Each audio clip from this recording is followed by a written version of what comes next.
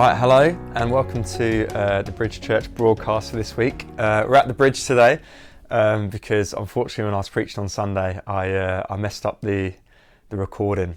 I'm not a techno guy, so unfortunately that went that way. But you've got me again, and so this series, This Is Us, over the next 5 weeks in summer, we're going to be hearing a whole load of testimonies from people within the church, and the theme being not necessarily how you became a Christian, but how God supported you, what changed in your life, how your view of God changed, how God did something powerful within these people in some of the toughest moments of their lives. And we're really excited to hear from a whole range of different voices in the church, preaching, sharing testimonies. And this week just passed, Helen was sharing about some of the difficulties she's faced in the last 18 months and just the attitudes that God's been teaching her and the attitudes God's been kind of changing in her and raising up in her over that time. And she had Proverbs 3,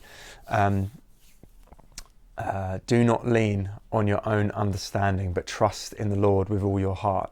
And I really want to take that as a launch pad for what I'm saying today. And I kind of want to intro essentially the whole of the series, because when people have testimonies, it's about going through a test and it's about having faced something difficult. And I think if you look at my first slide, what I want to say really is that suffering and difficulties, they ask us really tough questions of our faith. When we go through these difficult times, it's really easy to suddenly think, is God testing me? Is God punishing me? You know, is God really there? If I reach out to God, will I be able to hear him? Will I be able to feel him? You know, or even, does God really care about me? Has God dropped the ball? Is God letting this happen because he's focused on someone else? And there's so many questions like this that can come to our minds, and maybe we verbalize them, maybe we don't, but I think all of us probably understand that when suffering comes and when difficult periods of our life appear, these are the questions that naturally come to mind. Is God really there? Does God really know what he's doing? Am I being punished? Is something wrong with me? Or sometimes, I don't know about you, but I'm desperately looking for the lesson. What does God want me to learn here? How can I make this end by ticking that box? And actually, what I want to speak about today is Hebrews 12. Because like I said, Helen mentioned Proverbs 3, and the writer of Hebrews actually takes Proverbs 3 as a text in Hebrews 12, and he speaks on these feelings that come through suffering. And the people in the church he was writing to were suffering some wild persecution, and they were suffering some really difficult times. And he says in verse 7, it is for discipline that you have to endure. God is treating you as sons or as children. I want to talk about that word discipline, because I think so often when we hear about God's discipline, we can think of, like I said, punishment, resentment, hard feelings, tough times. But then the Bible tells us to count it all joy when we go through suffering. And actually this word discipline, it's a really common word in the Old and New Testament, and it has a whole range of meanings, from instruction, teaching, training, millions of things, correction, reproof, bond. And actually I want to speak about how this passage, it suggests that the discipline of God is like training. And I don't really go to the gym, but so many of us will have done training before, will have gone to the gym. And I want to talk about resistance training today. How God used the tough times to really strengthen us, to really test our muscles and train our muscles. Because in verse 3-5 of Hebrews, the writer says, consider Jesus, look to Jesus, who endured from sinners such hostility to himself, so that you may not grow weary or faint-hearted. In your struggle against sin, you have not yet resisted to the point of shedding your blood. And have you forgotten the exhortation that addresses you as sons? And he quotes Proverbs 3, do not regard lightly the Lord's discipline.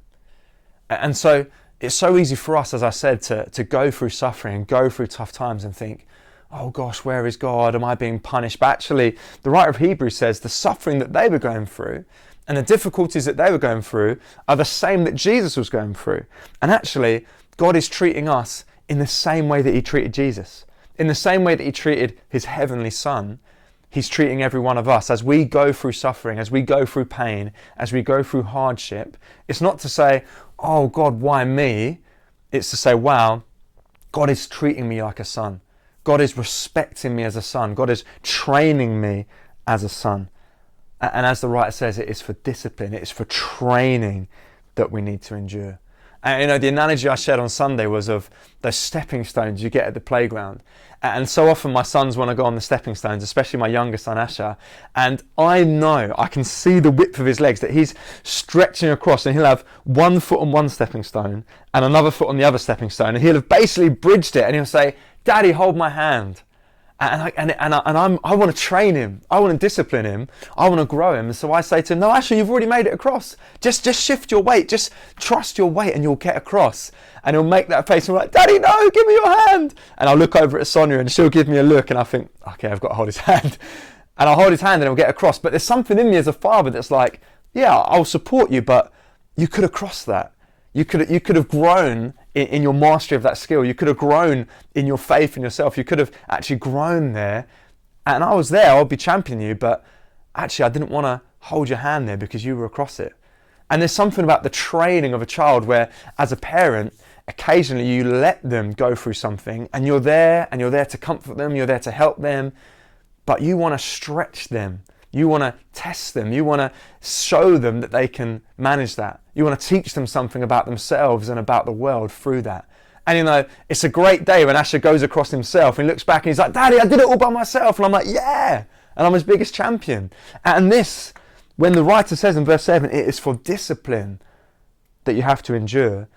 This is when we are stretching, when our faith is stretching for that next stepping stone, when we feel at our limit and we're looking, "God, where are you?" And so often God is saying, "You've actually got this." God is saying, I'm making your muscles stronger. I'm making your faith bigger. I'm stretching you. I'm training you so that you can be stronger, so that you can be, fitter, better. And actually, what is it that God is training us for? Well, if you look at this final slide in God's training room, it says in verse 10 of Hebrews, He is training us that we might share His holiness. In verse 11, He's training us for the fruit of righteousness. And so much of Helen's testimony, if you're there on Sunday, was about growing in gentleness, growing in forgiveness, growing in patience, growing in self-control, growing in kindness. These fruit of the Spirit that God was stretching her in, that God was training her in. And in verse 14, so that we will see the Lord.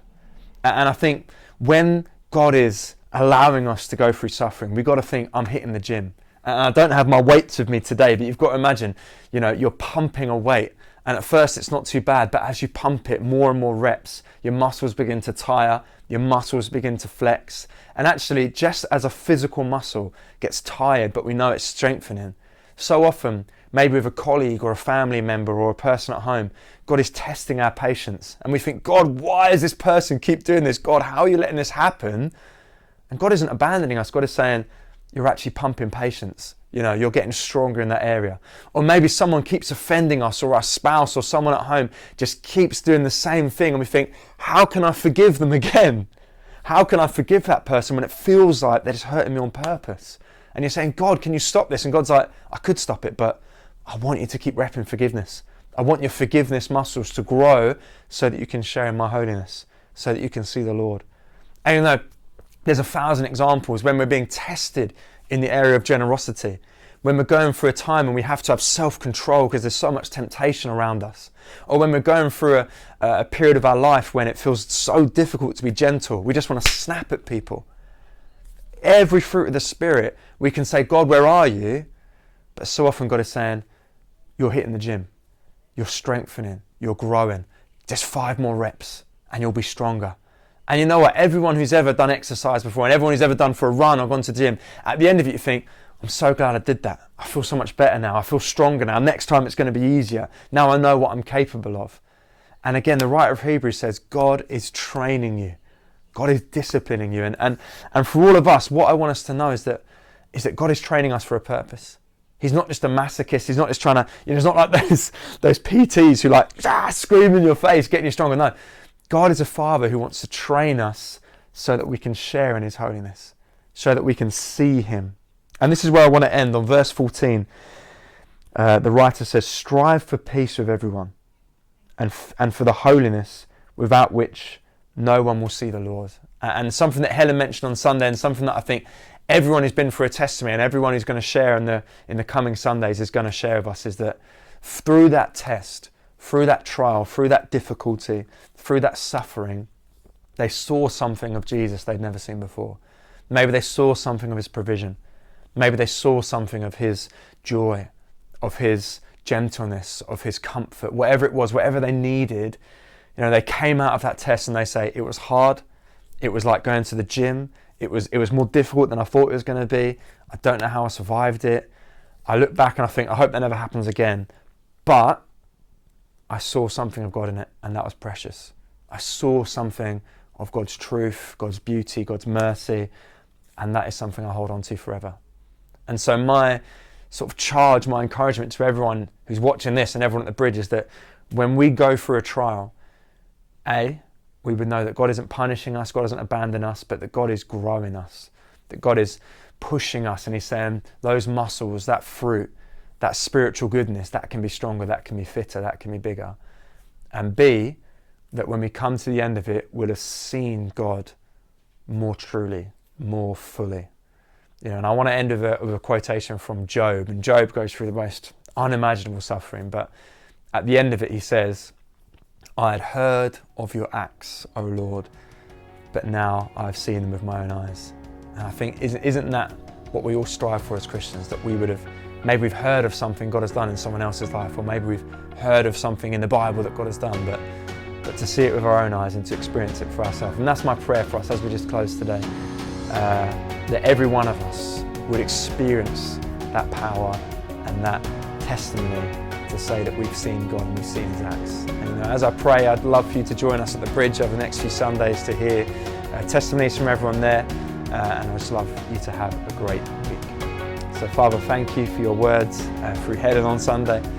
Thank you for your word today through Hebrews. And God, I ask that, for every one of us who's suffering, for every one of us who's going through a difficult time, either now or in the future, God, that we would see you in that, God. We'd see the benefit of that. We'd be able to know that you're training us and testing us and making us more like you, God, so we can share in who you are. Amen. Thank you and have a great week.